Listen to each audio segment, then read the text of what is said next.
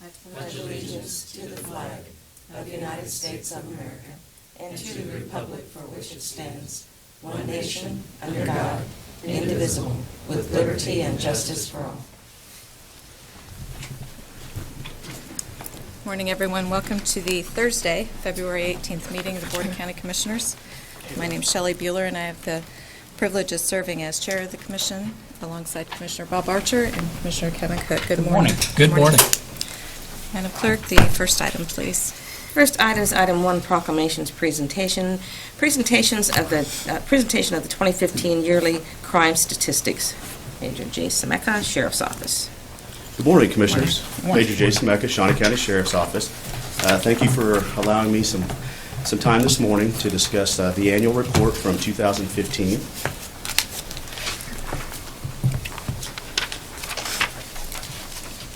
Okay, the first slide here, what this depicts is the person crimes from 2014 as it relates to 2015, the property crimes and traffic offenses. Normally when we do a presentation, the information is presented in like Excel format, and it's very difficult to follow and read, and it's a bunch of numbers, and unfortunately it's just really hard to depict quantitative data. So what I did was I went to a chart, and that way we can kind of see the end results, the big numbers, the final tallies. If you notice in the person crimes, and person crimes are robbery, homicide, rape, aggravated battery, those type of person crimes. In 2014, we tallied 449. In 2015, 421. So you actually see a slight reduction. Now, bear in mind that these are crimes that are reported to us. There could be more crimes that are committed in Shawnee County, but these are the ones that are reported to us. So there was a slight decline in person crimes. In 2014, we had 1,728 property crimes. Property crimes would be burglary, theft, criminal damage, forgery, things like that.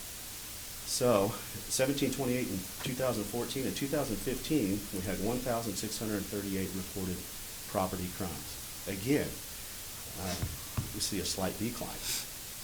Good numbers for us. The green bar represents traffic offenses. Those could be DUIs or citations, which are tickets or warnings that the officers write. In 2014, we had 928. As you see, the green bar for 2015 is slightly elevated, which means that the officers may have been more proactive in writing citations for traffic offenses, which is actually a good thing. Traffic enforcement is part of what we do, and we want to emphasize that. And unfortunately, it does mean tickets for our motorists, but it does increase safety in Shawnee County. So, if there aren't any more questions on this slide, I'll proceed. Okay. Unfortunately, I do have to do this to you all, just to get the data out there. All right. But to cover the highlights, as we talked about before, the 2015 crimes for Part 1 was slightly reduced. With that, we had in red, you will see theft. Theft still is our #1 property crime in Shawnee County that we deal with. It is, unfortunately, between theft and criminal damage to property, what elevates the total number of property crimes in Shawnee County. And this is for the entire year of 2015, first, second, and I didn't do a fourth quarter update. So in order to depict that, we just did the presentation for the annual, and you will see that there was a slight reduction in crime. Next, we have what we call the Part 2 offenses, and listed in here are both person and property crimes, but in red, you have simple assault and battery. Simple assault and battery, those are our #1 person crimes, meaning they make up the bulk of that 421 number we saw on the first slide. That could be a simple battery or domestic battery. Those things are lumped in together there. And then you get down a little bit lower there to vandalism of property. Once again, theft and vandalism of property are the two crimes that contribute the most to that high number of property crimes. But as you see down there in the lower left-hand corner in yellow, the total number of Part 2 crimes was slightly lower than in 2014, which in our book, that's good news. Okay, switch gears just a little bit.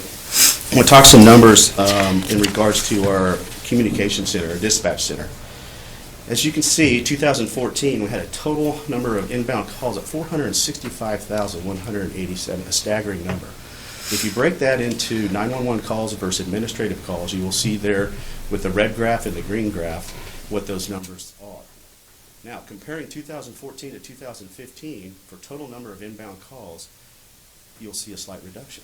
So actually there are less calls coming in, less 911 calls, not by a lot, but by a little, and less administrative calls.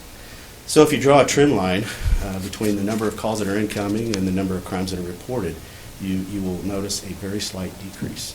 So, are there any questions as far as CCDCC?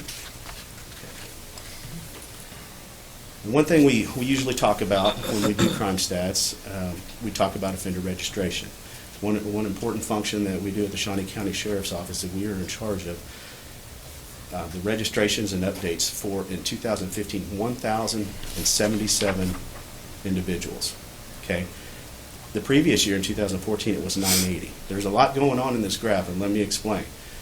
The blue is the new offenders, so we had an increase, obviously, from 107 to 229.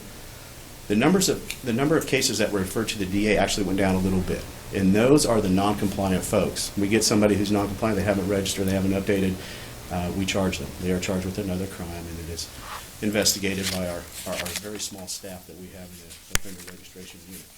And you see the big graph there, the large number in green, the green block, is the updates. Now those updates, it is a requirement to, as an offender, whether it be a sex offender, violent offender, or drug offender, to register 4 times a year. So quarterly they have to register.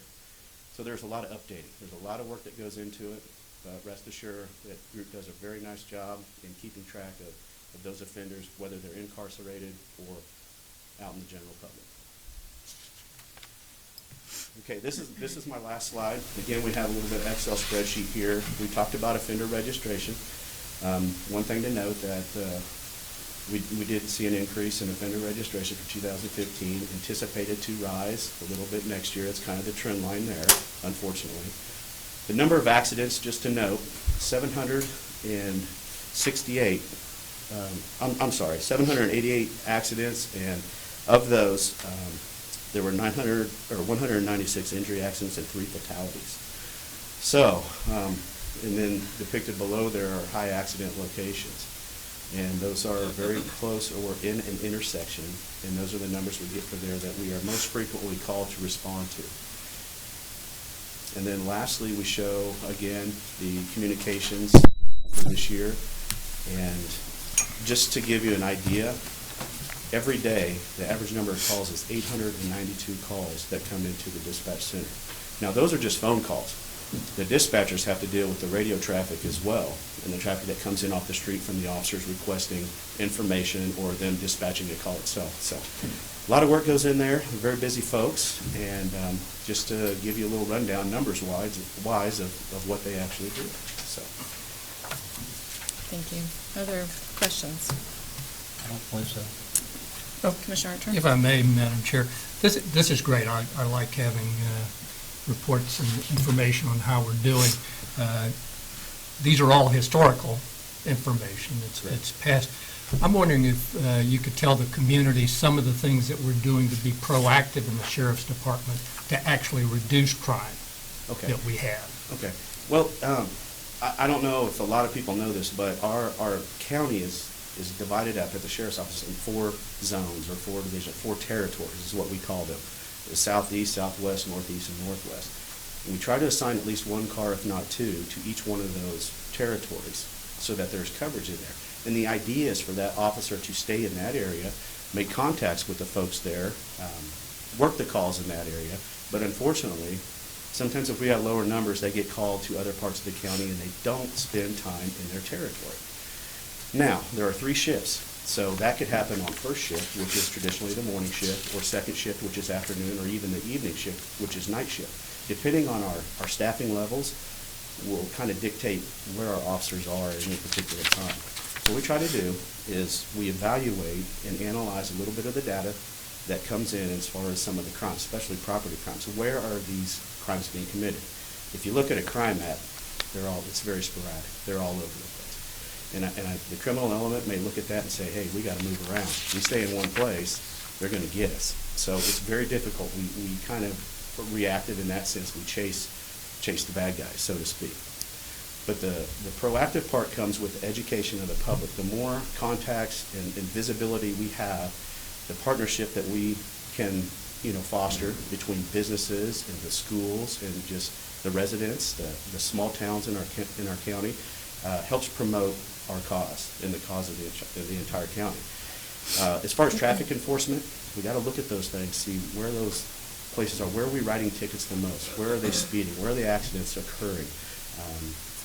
Where do we need to focus our attention? And we try to drive our force to that, at least for a time being, depending on staffing levels. So really staffing levels dictates a little bit, but also following the trends, the patterns of crime and traffic in Shawnee County helps us kind of reevaluate and reallocate our resources in those areas. So it's essentially more focus on the community and communication. Correct. And also being more data-driven and systematic in our approach. Both of those, If that's Commissioner. what I understand. Absolutely. Okay. Yeah, that was a long-winded, thank you for summarizing. Okay. I appreciate that. Thank you, Major, Okay. and thank you, Madam Chair. Sure. Anything? Major, just to point out a couple of things, and because I know we're going to get a routine of this, and I think we all appreciate seeing these statistics, but when we're looking at the annual crime report and those person, property, and traffic offenses, those are from what jurisdiction? Those are from unincorporated areas of the county, correct? Those are from the entire Shawnee County, and I'll explain that. Do you want me to get back to that slide? No, No. I just think it might be important so that, the city of Topeka has their crime statistics as Correct. well. So somewhere on these slides to say exactly what jurisdiction we're getting these statistics from. Okay. Is By it territory? It is not necessarily by territory, but is it in unincorporated areas without, not including city limits? Okay, so And then, yeah. because on the flip side, then when you look at the communication center, we've consolidated all that. So that is countywide within city limits. And so I think just letting the public know again that some of these things, we have to break them down a little bit, but I just never assume that everybody knows exactly what that means, okay, on that slide. So just a suggestion, so that as we continue to report these, people get used to it and know.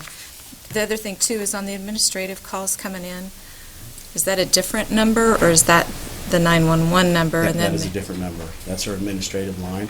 Sometimes callers are bypassed at the front desk of both agencies, or whether it be the sheriff's office or the police department, and it goes right into dispatch. So in essence, they become the receptionist for an agency, which we are in the process of fixing that.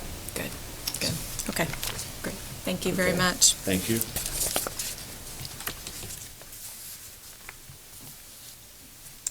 Next item, please. Item 3, consent agenda. Are there questions on the 2 consent agenda items? I would move to approve the consent agenda as presented.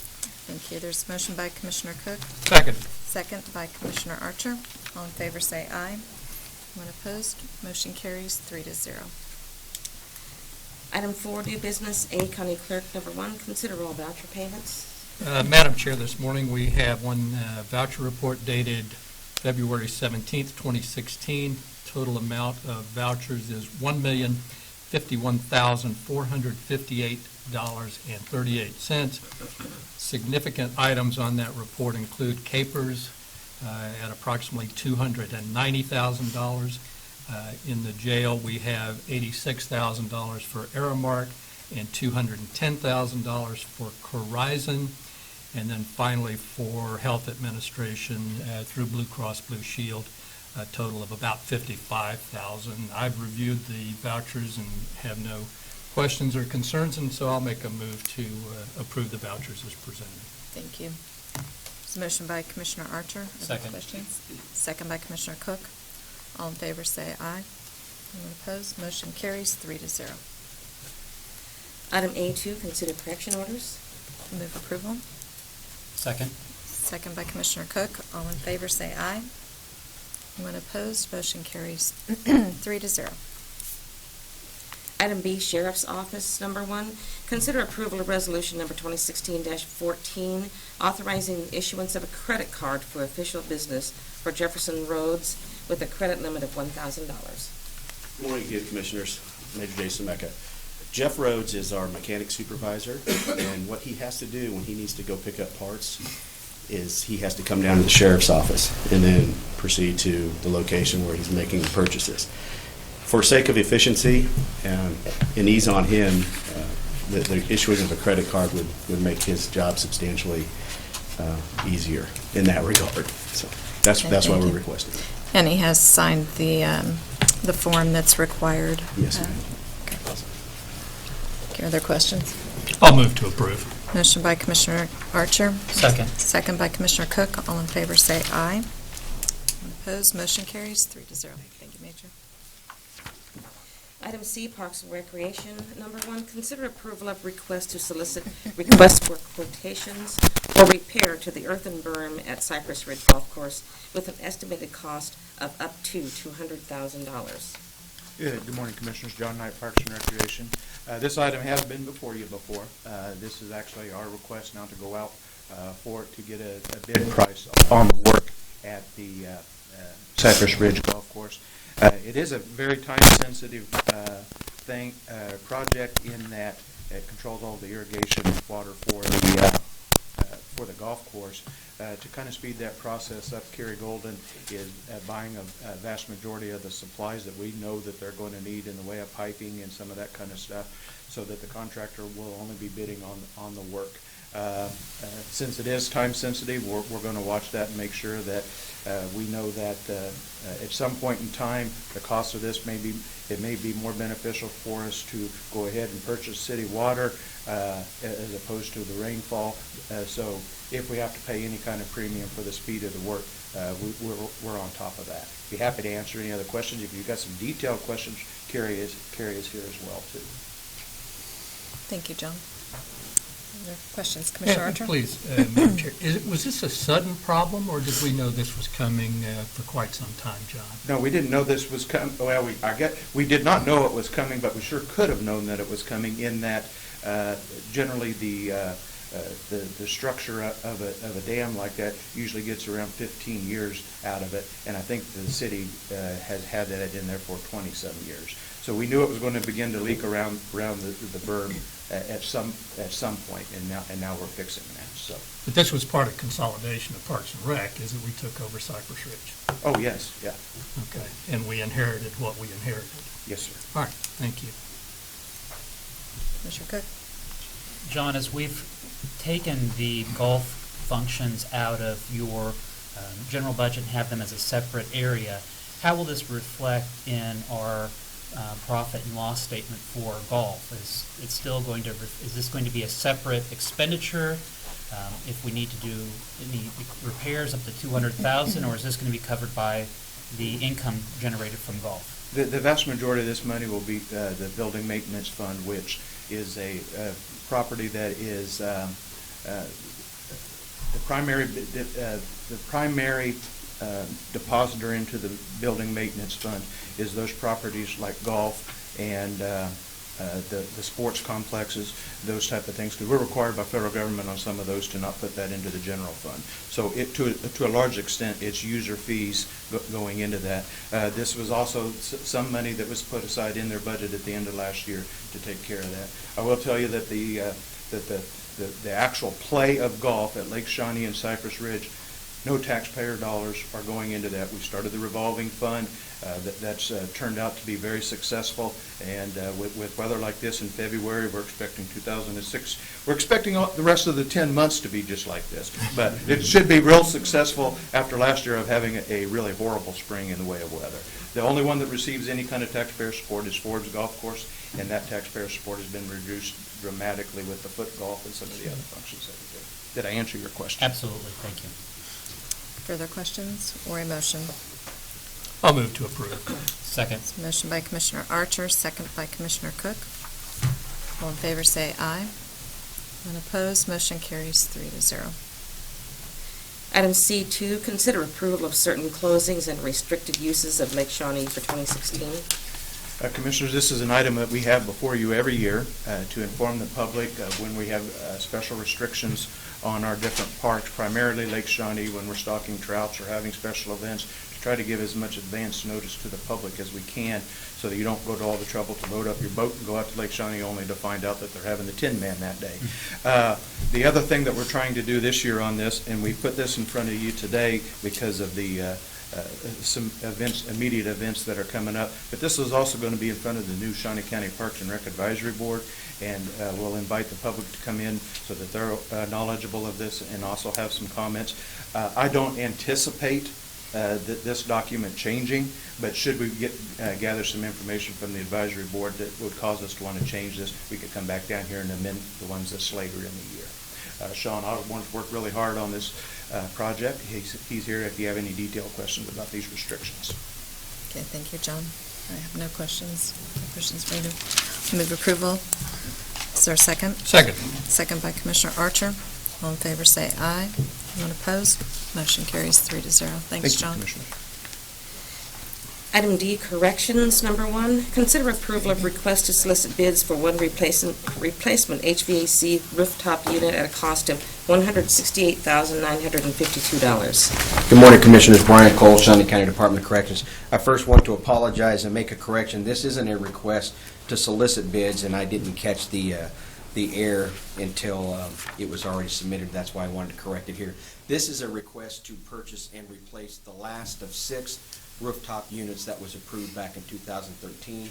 We went out to bids and got bids solicited and got this. This is the cost that was the same for all of the rooftops. This is the last one that goes on the adult detention center.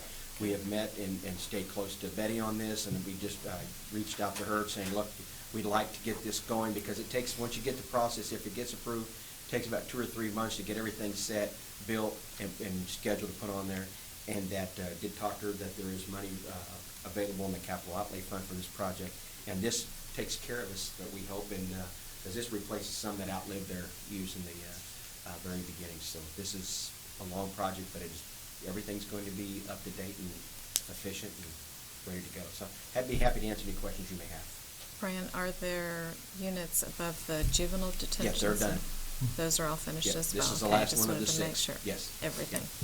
Okay, very good. Questions? And Yes, how old was Commissioner. this unit that we're replacing? Since 1988. You're right. It may have been replaced before then, but this has been well over 15 years for this unit. And it replaced, well, let's see, it was on the 1998 is when the building was built. That's when it would have been then. So this would have been that original one. But way past its useful. Oh, absolutely. Okay, move to approve. Second. Motion by Commissioner Archer, second by Commissioner Cook. All in favor, say aye. Motion carries 3-0. Thank you.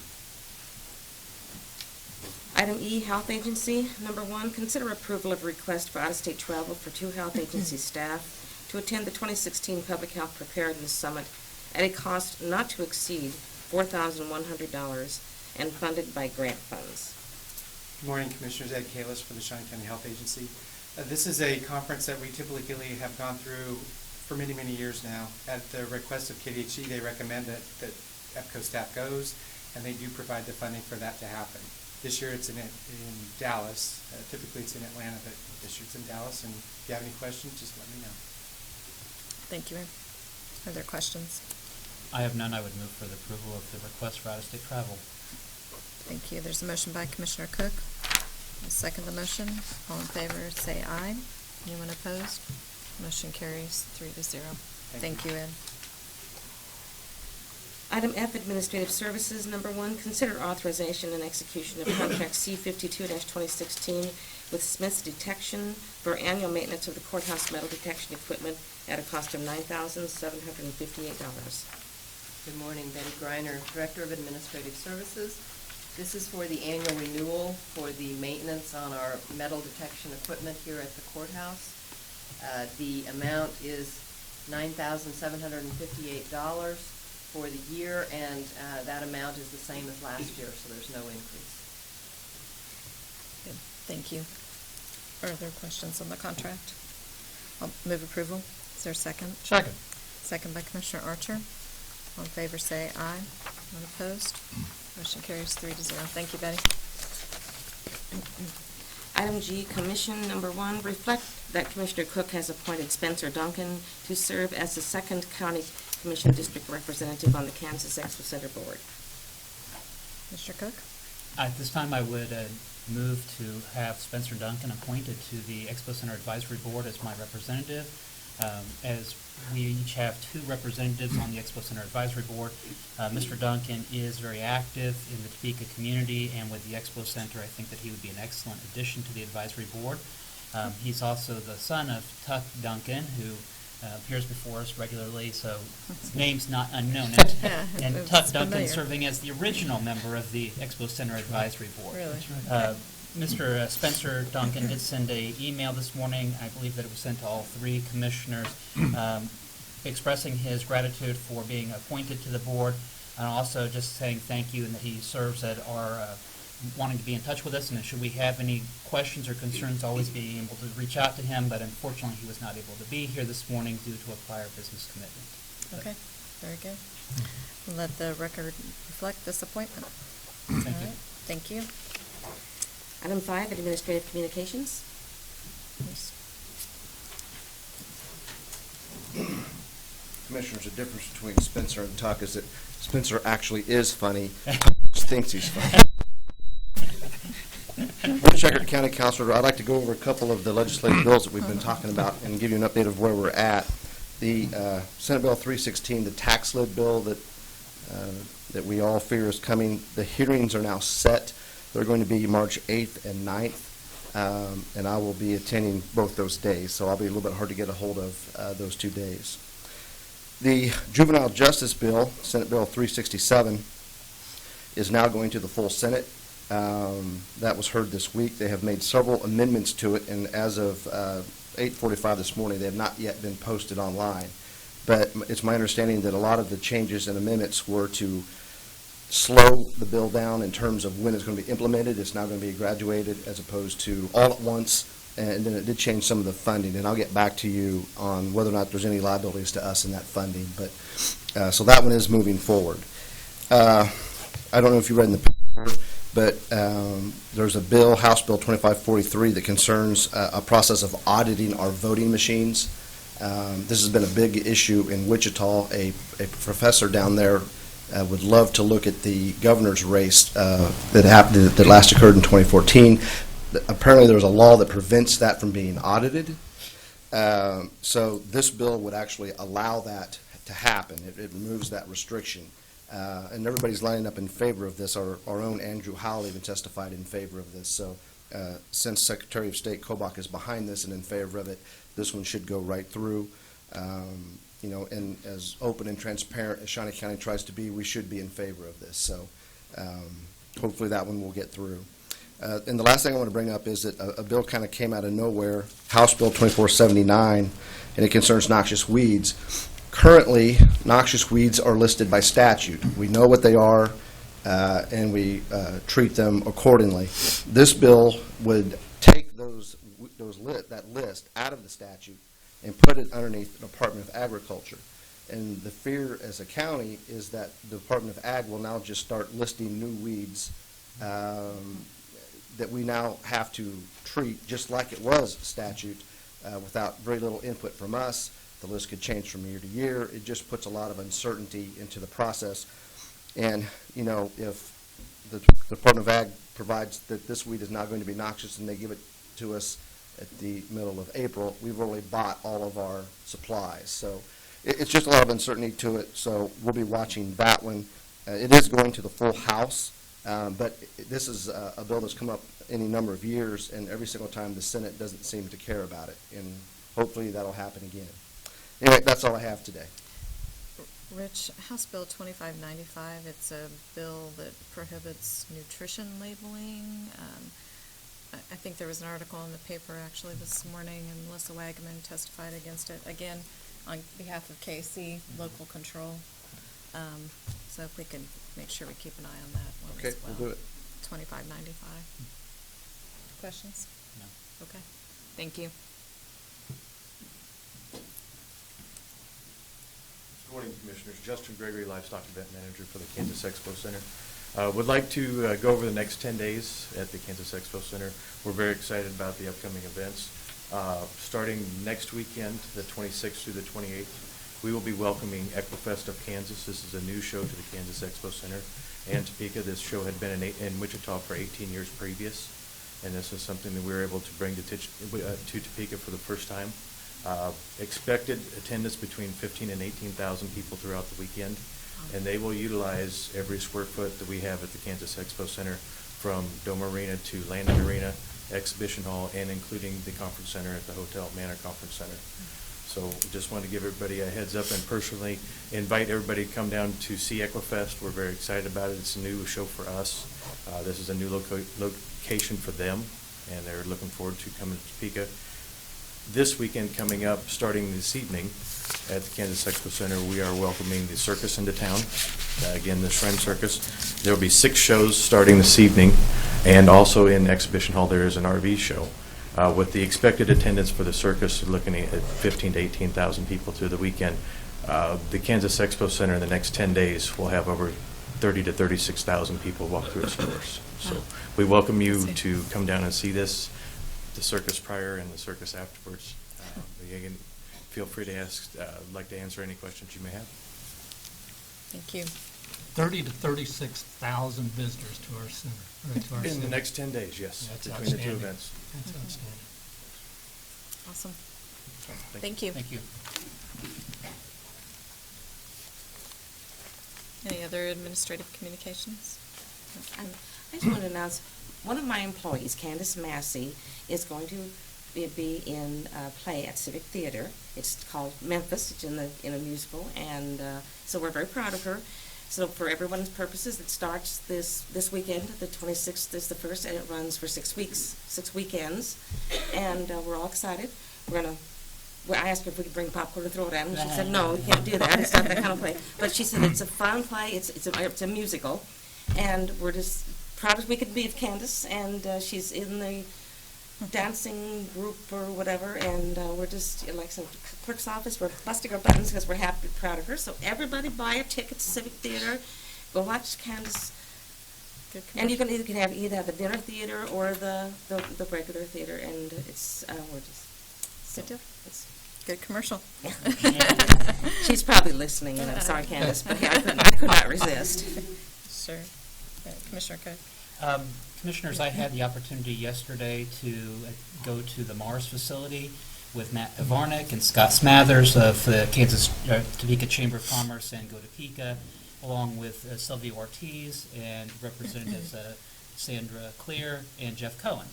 And we had an opportunity to tour the Mars facility, which is always a great opportunity, but also to talk about the needs of Mars as they expand. They've had another expansion, which has now increased their total employees over 400. This is a great investment into our community and into our city and our state, and I believe that good things are yet to come, and so it's always good to meet with our partners and what their needs are as we talk about the roles of JADO and how we can expand the bus routes, how we can make sure that they have quality employees and retain the employees that they have. So it was a very good opportunity to have that interaction. Good deal. That reminds me, Commissioners, and that's a good statistic to point out, 400 employees now. When we did the original contract with Mars, all those, the entire contract, the incentive-laden contract, was based upon them having 200 employees. So that is great news. I just wanted to point that out. That shows that the county, the city, and Go Topeka, when we do this work, it often mushrooms far beyond what we think that can happen. Thank you. Thank you. Commissioner Archer. Yeah, that's absolutely true, and thank you, Commissioner Cook. Mars coming to Topeka was a tremendous vote of confidence in our community, and it's just outstanding again. Sort of a segue from Cindy, last night, John Knight, Commissioner Cook, and I were able to attend a reception at Topeka Civic Theater, and to get a preview of what's coming up in the next season. And it reminded me, and we discussed how Topeka Civic Theater has taken over Helen Hocker and what an excellent job they've done in that regard, and what a great partnership. It's better service and saved money, the best of all worlds.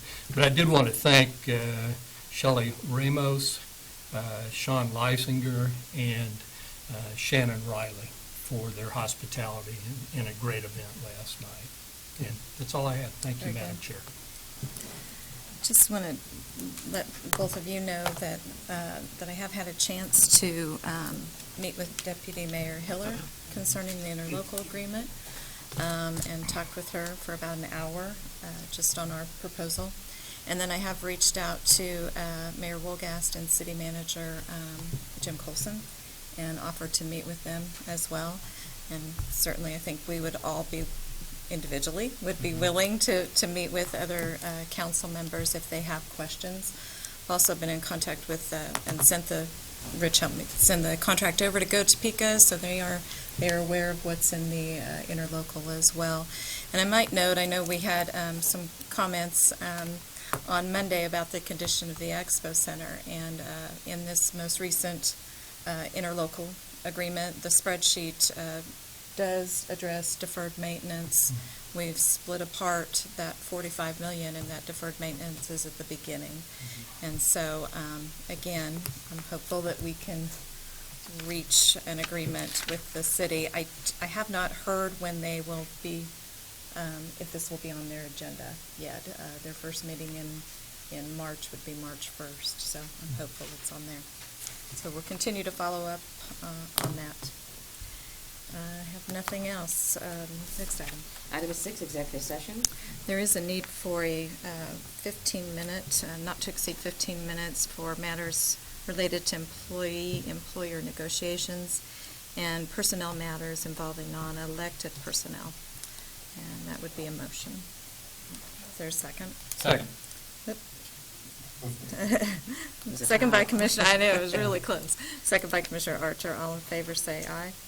Anyone opposed? Motion carries 3-0. We'll be in executive session for 15 minutes.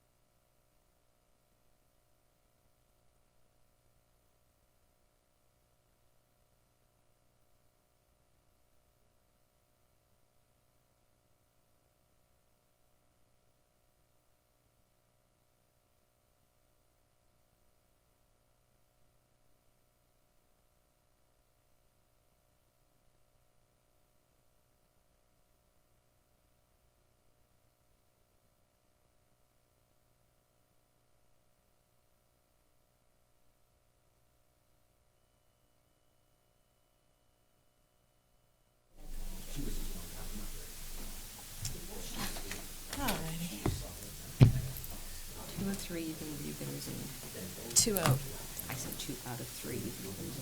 Oh, okay. 2 out of 3. It's 3 after 10. I'm sorry.